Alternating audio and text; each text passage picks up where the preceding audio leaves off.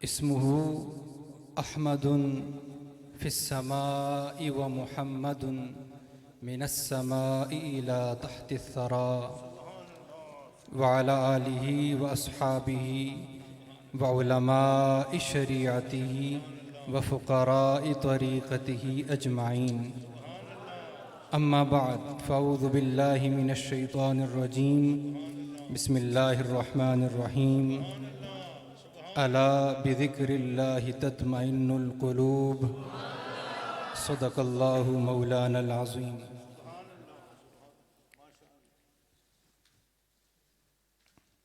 عمر بھر سرکار کی ہم گفتگو کرتے رہے،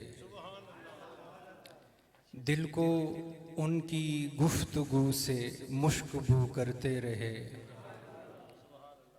ہم کہاں عزت کے قابل تھے مگر بستی کے لوگ ان کی نسبت دیکھ کر ہماری آبرو کرتے رہے.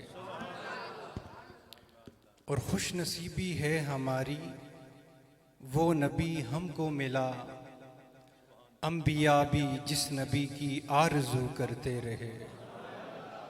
انبیاء بھی جس نبی کی آرزو کرتے رہے.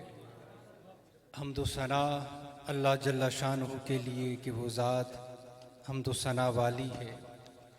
درود و سلام کے گجرے اس مدنی تاجدار امام الانبیاء ہم غریبوں کے آقا و ملجا سرور کونین حیات النبی خاتم النبیین حضرت محمد مصطفیٰ صلی اللہ علیہ وآلہ وسلم پر کہ جنہوں نے ہمیں اپنی امت میں قبول فرمایا. دعا بلا حساب ان اولیاء اللہ کے لیے جنہوں نے خود بھی رسول کریم کا ذکر کیا اور ہمیں بھی ان کا ذکر کرنا سکھایا.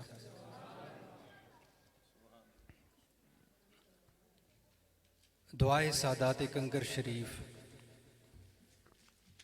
فخر اہل سنت، سرمایہ اہل سنت، حضرت علامہ مولانا مفتی پیر سید محمد عارف شاہ صاحب کنگروی اویسی زیدہ مجدہ، معزز علماء کرام، حاضرین محفل، السلام علیکم ورحمۃ اللہ.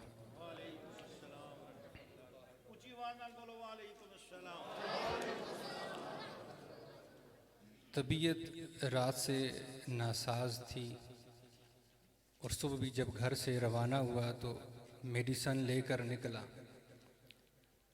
دل تو یہی چاہ رہا تھا کہ آج مفتی صاحب کا خطاب ہو، مفتی صاحب کی تلاوت ہو، مفتی صاحب کا خطبہ ہو اور ہم سارے ان کی تلاوت، ان کے خطبے اور ان کے خطاب کو سنیں.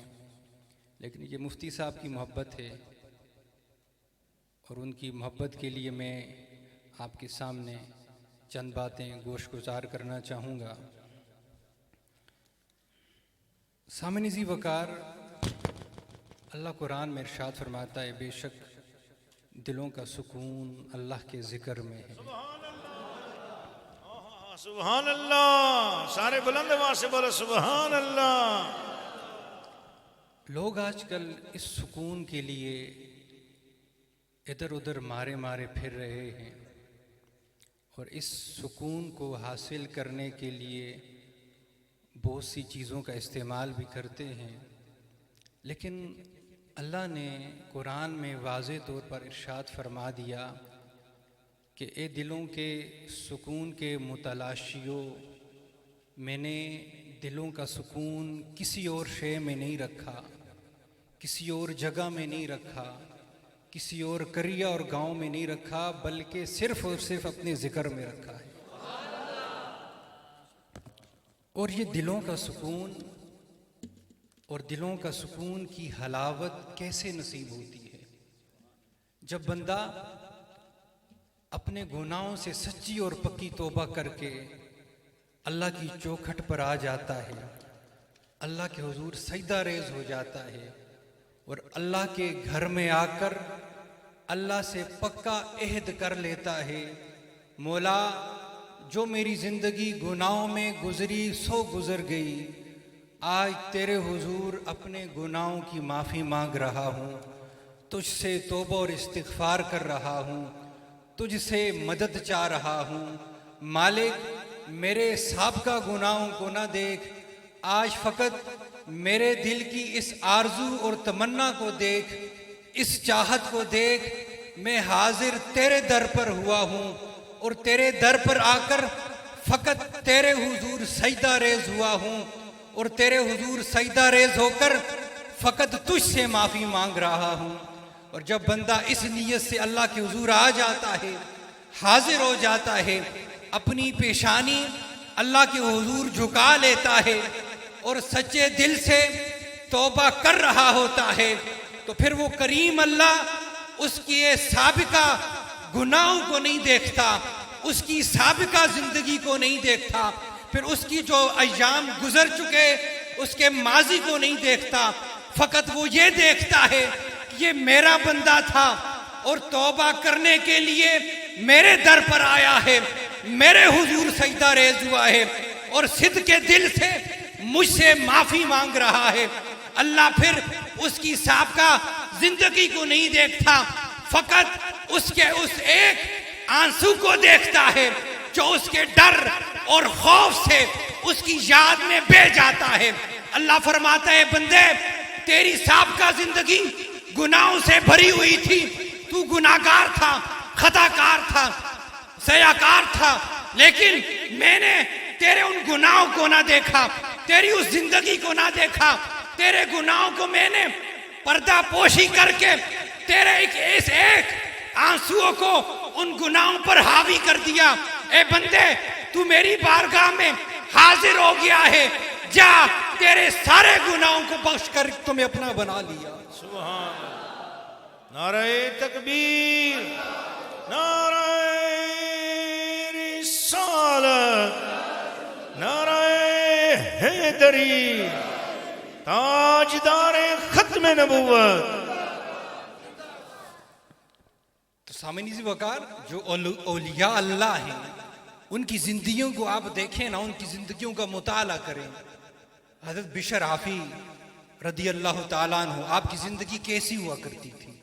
آپ شراب کا کاروبار کرتے تھے اور سارا دن شراب کے نشے میں دھت اور مست رہتے، لیکن ایک دن گزر رہے تھے رستے سے، ایک کاغذ کا ٹکڑا نظر آیا، اس پر اللہ کا نام لکھا ہوا تھا۔ اس کاغذ کے ٹکڑے کو اٹھایا، خوشبو لگائی، اونچی جگہ پر رکھ دیا، پھر شراب کے میخانے میں چلے گئے۔ کچھ دیر گزری، ایک بزرگ، حسین بزرگ سفید لباس میں ملبوس اس میخانے پہ آ کر دستک دیتا ہے، اور جب باہر بشر حافی کا غلام آتے تو ان سے وہ فرماتے ہیں کہ بشر حافی کہاں ہیں؟ تو وہ کہتے آپ رکی، میں انہیں بلا کر لاتا ہوں۔ وہ اندر گئے، بشر حافی سے مخاطب ہوئے اور عرض کی کہ آپ کو باہر کوئی بزرگ بلا رہے ہیں۔ بشر حافی کہنے لگے مجھ سے بزرگ کا کیا کام؟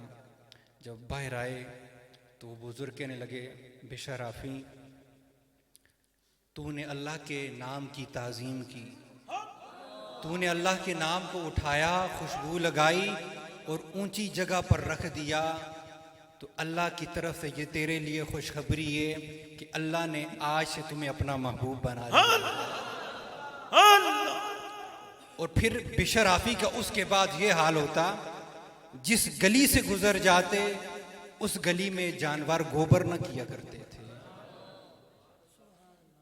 کسی نے ایک دن بلند آواز سے کہنا شروع کر دیا کہ بشر حافی کا انتقال ہو گیا، بشر حافی کا وصال ہو گیا۔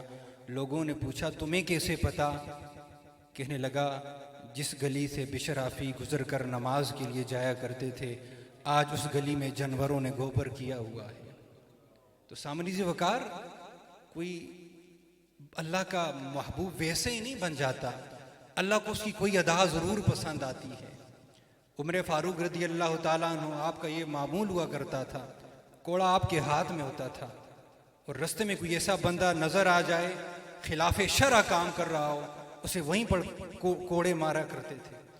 ایک شخص دور سے آ رہا، اس کے ہاتھ میں شراب کی بوتل تھی۔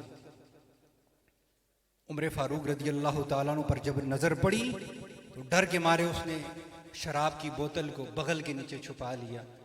جب قریب آیا تو عمر فاروق رضی اللہ تعالیٰ عنہ کا روب اور دبدبا اتنا تھا، شیطان آپ کے سائے سے بھاگتا تھا۔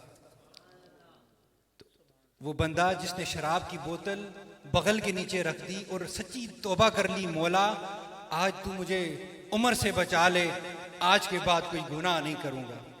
جب فاروق اعظم کے پاس آیا تو فاروق اعظم رضی اللہ تعالیٰ عنہ فرمانے لگے، یہ بغل کے نیچے کیا چھپایا ہوا ہے؟ کہنے لگا یہ سرکے کی بوتل ہے۔ فرمایا مجھے نکال کے دکھاؤ۔ جب نکال کر دکھایا تو وہ واقعی شراب سرکہ بن چکی تھی۔ کیوں کہ اس بندے نے اللہ کے حضور سچی اور پکی توبہ کر لی اور صدقے دل سے اللہ کے حضور توبہ کی، مولا آج کے بعد گناہ نہیں کروں گا۔ اللہ نے پھر اس کے ظاہر کو نہ دیکھا، اس کے دل کی آواز کو دیکھا جو اس کے تڑپ اور اس کے قہر اور ڈر کی وجہ سے اس کے دل سے نکلی۔ اللہ نے اس شراب کو سرکے میں بدل دیا۔ تو سامعین وقار، یہ مسجدیں اللہ کا گھر ہیں اور انسان کو سکون اور لذت کسی اور جگہ نہیں ملتی، جو سکون اسے مسجد میں آ کر ملتا ہے، جو قلبی سکون مسجد میں آ کر حاضر ہوتا ہے۔ حضور قبلہ دادا جان رحمۃ اللہ تعالیٰ علیہ آپ کا یہ معمول ہوا کرتا تھا۔ وہ اولیاء قرآن جن کو کہتے ہیں، ان کو اللہ کے گھروں سے بڑی محبت تھی اور ان کے روز و شب اللہ کے گھر میں گزرا کرتے تھے۔